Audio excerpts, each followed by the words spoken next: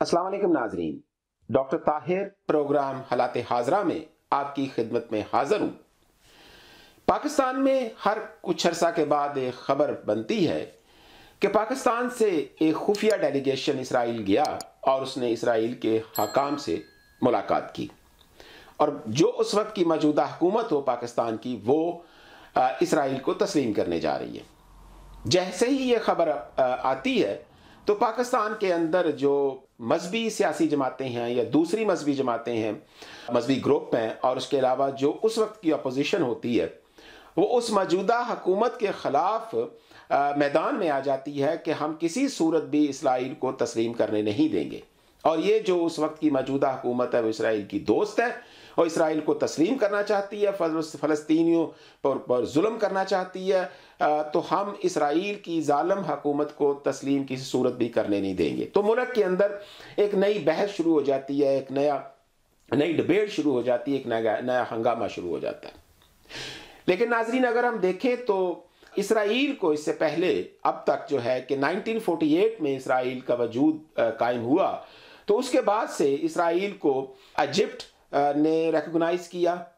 Jordan ने recognise किया, उसके अलावा यूएई उसको तस्लीम कर चुका है, बहरीन तस्लीम कर चुका है, तुर्की तस्लीम कर चुका है, मोरक्को तस्लीम कर चुका है, सूडान तस्लीम कर चुका है। ये इस्लामिक कंट्रीज जो हैं ये पहले से इसराइल को रिकॉग्नाइज कर चुके हैं। और इसके अलावा जो है कि पिछले कुछ अरसा के साथ सऊदी अरब के साथ भी इसराइल के डिप्लोमेटिक रिलेशंस जो है वो कायम है, वो बढ़ रहे हैं। बल्कि पिछले कुछ अरसा में जो इसराइल के डिफेंस मिनिस्टर थे उन्होंने भी सऊदी अरब का दौरा किया। फिर जो इसराइल की इंटेलिजेंस एजेंसी है मोसाद, उसके जो 2 हेड्स थे वो भी इस सऊदी अरब का दौरा कर चुके हैं। और इसराइल और सऊदी अरब के ताल्लुकात जो हैं वो बैकडोर चैनल्स के ज़रिए काफ़ी आगे बढ़ चुके हैं, और वो अपने बहुत से जो उनके मामलात हैं, जो उनके इश्यूज़ हैं, जो उनके डिप्लोमेटिक रिलेशंस हैं, उनको वो बेहतर करने की तरफ सऊदी अरब और इसराइल जा रहे हैं। और चूँकि सऊदी अरब बज़ाहिर वो मुस्लिम वर्ल्ड को लीड करता है, तो पाकिस्तान भी इस इंतज़ार में है कि अगर सऊदी अरब कोई आगे कदम बढ़ाता है वो इसराइल को रिकॉग्नाइज करने में, तो फिर पाकिस्तान के लिए भी आसान हो जाएगा, तो वो भी फिर सऊदी अरब को फॉलो करेगा। लेकिन ये बात है कि सऊदी अरब के साथ इसराइल के जो बैकडोर चैनल्स के ज़रिए सऊदी अरब के और इसराइल के ताल्लुकात काफ़ी बेहतर हो चुके हैं। गो अभी तक सऊदी अरब ने उसको रिकॉग्नाइज नहीं किया, उसको तस्लीम नहीं किया, लेकिन मुमकिन है कि आने वाले वक्तों में ये हमें मुमकिन होता नज़र आए। तो दूसरी बात जो मैं कह रहा हूँ वो ये है कि अगर हम इस चीज़ को इसका एक रियलिस्टिक, अगर हम हकीकी इसका थोड़ा सा एनालिसिस करें, तो अगर जो इसराइल और के जो साथ इस्लामी दुनिया का इशू है वो फ़लस्तीन की वजह से है कि फ़लस्तीन के साथ इसराइल ने जुल्म किया और वो फ़लस्तीन के इलाकों पर काबज़ हुआ और फ़लस्तीन के लोगों के लिए ज़िंदगी मुश्किल कर दी इसराइल ने। तो ये बेसिकली जो इशू है फ़लस्तीन का और इसराइल का, जिसको मुस्लिम दुनिया वो रिकग्नाइज नहीं कर रही इसराइल को, कि जब तक फ़लस्तीन के लोगों को उनका हक नहीं मिलेगा तो इस्लामी वर्ल्ड जो है वो इसराइल को तस्लीम नहीं करेगी। मैं ये कहता हूँ कि इस पॉलिसी के तहत कोई ख़ास फ़ायदा नहीं हुआ, इसलिए मुस्लिम ममालिक को कोई फ़ायदा नहीं हुआ या फ़लस्तीन को कोई फ़ायदा नहीं हुआ। उसकी वजह यह है कि 1948 के बाद से अगर अब तक हम देखें तो पिछले 74 ईयर्स के अंदर इसराइल ने अपने कदम ज़्यादा मजबूत किए हैं, वो ज़्यादा आगे बढ़ा है, उसने ज़्यादा इलाकों पे कब्ज़ा किया है, उसने फ़लस्तीन के लिए ज़िंदगी ज़्यादा मुश्किल की है। और अगर यही इस्लामिक कंट्रीज़ जो हैं वो इसराइल के साथ अपने डिप्लोमेटिक रिलेशंस रखते तो मुमकिन था कि वो इसराइल को इस जारियत से रोक सकते,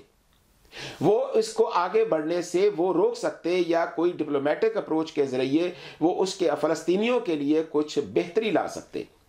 तो इसलिए मैं ये कहूँगा कि बजाय इसके कि आप उसको रिकग्नाइज ना करके अगर आप फ़लस्तीन के लिए तो कोई बेहतरी आज तक नहीं कर सके, उसको कोई आज़ादी नहीं दिलवा सके, उनके लिए कोई सहूलियत नहीं दिलवा सके, इस्लामिक कंट्रीज़ की मैं बात कर रहा हूँ, या उसके इलाकों को आज़ाद नहीं करवा सके आप इसराइल से, तो फिर ये स्ट्रेटजी जो 74 ईयर से चली आ रही है, तो इसका तो कोई फ़ायदा नहीं हुआ, बल्कि इसराइल तो आगे बढ़ा है पीछे हटने की बजाय।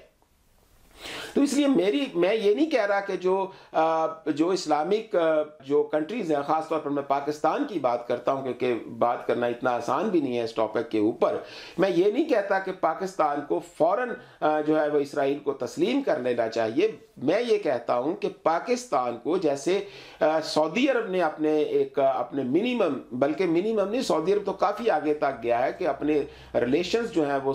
वो उसने कायम रखे हैं इसराइल के साथ, और यूएई उसको रिकग्नाइज भी कर चुका है, बहरीन भी कर चुका है। तो पाकिस्तान को भी कम से कम अपने मिनिमम लेवल जो है डिप्लोमेटिक रिलेशन का एटलीस्ट वो जरूर इसराइल के साथ रखना चाहिए। रिकग्नाइज ना करे लेकिन मिनिमम लेवल जो डिप्लोमेटिक रिलेशंस का जो है वो जरूर उसको कायम करना चाहिए, और इसको एक गुनाहे अजीम नहीं समझना चाहिए कि अगर इसराइल के साथ कोई डेलीगेशन जो है वो इसराइल का दौरा करता है या इसराइल के किसी हकाम से मिलता है तो वो एक गुनाह के तौर पर पाकिस्तान में नहीं लेना चाहिए, बल्कि इसको एक फॉरेन पॉलिसी के तहत लेना चाहिए। अभी तक तो ये होता है कि अगर कोई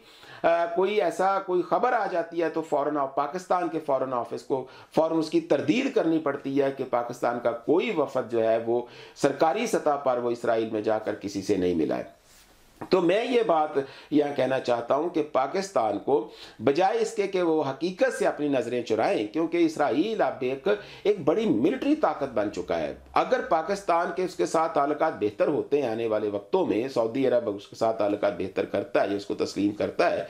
तो पाकिस्तान को भी इसका फ़ायदा ये होगा कि कम से कम पाकिस्तान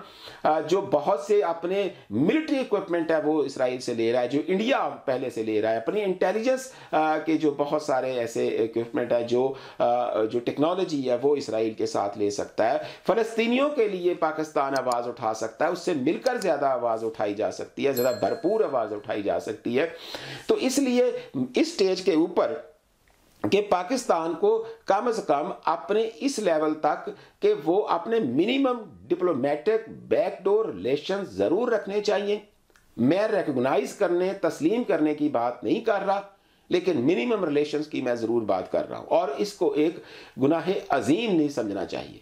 क्योंकि दुनिया में फॉरेन पॉलिसी के, इंटरनेशनल रिलेशंस के, जो डिप्लोमेटिक रिलेशंस के जो प्रिंसिपल्स हैं वो टोटली डिफरेंट हैं। तो नाजरीन, देखते हैं कि पाकिस्तान की आने वाले दिनों में पॉलिसी क्या होती है, सऊदी अरब की पॉलिसी क्या होती है, और इस रीजन में इसराइल के साथ पाकिस्तान आगे कैसे चलता है। तो इजाज़त दीजिए, अल्लाह हाफिज़।